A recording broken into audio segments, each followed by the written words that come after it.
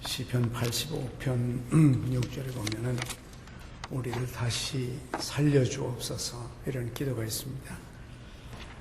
우리가 새로운 한국을 보기 위해서 시편 85편에 세 가지 기도가 있습니다. 첫째는 과거에 주신 은혜에 대한 감사의 기도를 드려야 되겠습니다.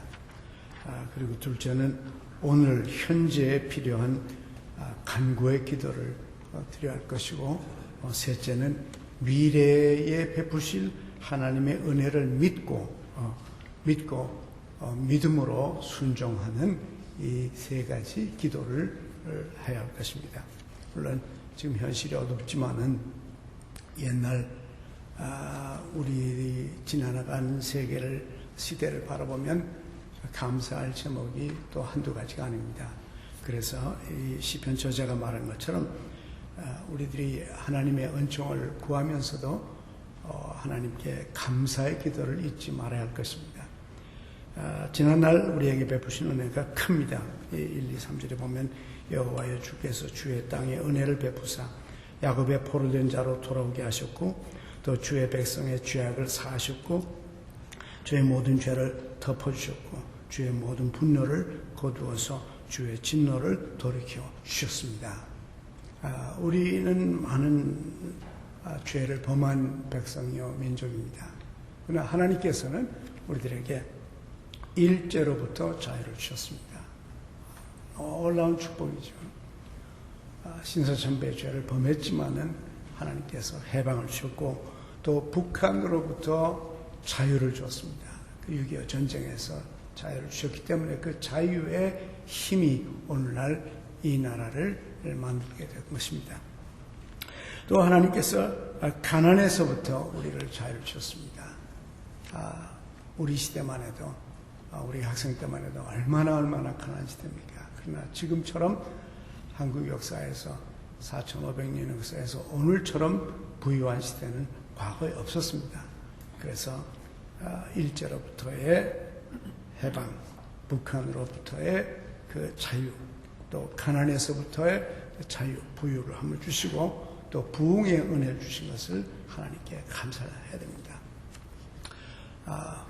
한국 역사에서 오늘처럼 교회가 많이 부흥한 시대가 역시 없었죠. 그래서 이런 하나님께 우리들의 간구도 있지만은 간구 전에 반드시 함께 감사의 기도를 금년에 우리가 드리게 되길 원합니다. 그리고 두 번째는 우리들이 오늘 현재에 필요한 간구의 기도가 있어야 될 것이에요. 그래서 다시 살려달라고. 이제 침체가 시작되고 우리가 다 아는 대로 한국교회가 침체를 시작해서 온 교회들이 한국교회 지도자들마다 교회마다 목사들마다 이 얘기를 하고 있고 하나님 이제 침체의 길에 들어섰는데 다시 한번 살려주십시오. 다시 한번 살려주십시오. 이런 현재의 필요에 대한 기도를 우리가 해야 할 것입니다. 우리를 다시 살리사 주의 백성이 주를 다시 기뻐하게 하여 주옵소서. 하나님을 멀리하던 우리들을 이제 살려주셔서 2007년이 조금 전에 이 목사님 말씀하신 것처럼 다시 살아나는 부흥의 원년이 되도록 우리 한 번 더 살려달라고 온 교회가 또 온 교계가 기독교인들마다 모이는 곳마다 부르셔야 할 것입니다. 부흥은 결국 하나님께로부터 오는 것입니다. 다시 살려달라고 우리가 하나님께 간구해야 할 것입니다.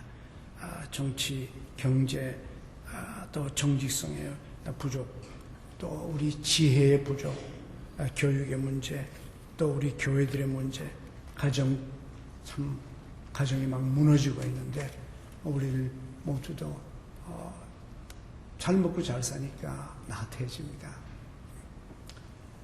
그리고 우리가 똑똑해서 이렇게 된 줄 압니다. 우리 자신의 부흥, 사실상 부흥은 남의 죄를 지적하는 것이 부흥이 아니고 자기 개인의 죄를 회개하는 것이 거기서부터 언제나 부흥이 시작됐습니다. 자기가 자기 죄를 회개하고 나를 살려달라고 이렇게 부르짖을 때 모든 기독교 역사의 부흥이 거기서부터 출발했습니다. 남의 죄보다는 자기의 죄를 각자마다 회개함으로 하나님께서 살려주시는 이 은총. 그래서 이제 하나님께 순종하려고 하는 새로운 영적 부흥이 우리에게 있기 위해서 기도를 해야 되겠습니다. 그리고 마지막 세 번째는 믿음의 기도입니다. 우리가 하나님께 기도했으면 하나님께서 응답해 주실 것을 믿어야 됩니다. 믿고 하나님이 우리에게 주실 미래를 바라보면서 하나님의 역사하실 그 손길 볼 줄 아는 그 믿음의 기도, 베푸실 은혜에 대한 확신을 갖고 구원이 하나님을 경배하는 자들에게 가까이 온다고 하는 이 미래의 소망을 잃지 않고 믿음과 순종의 길, 하나님 앞으로 하나님께서 우리 죄를 사하시고 새날을 주실 것을 믿습니다. 부흥시켜 주실 것을 믿습니다. 그리고 이제 하나님 말씀하는 대로 우리가 순종을 하겠습니다. 이런 그 간절한 믿음의 고백과 함께 소망의 기도를 하고 순종하겠다고 하는 새로운 결단이 반드시 필요합니다.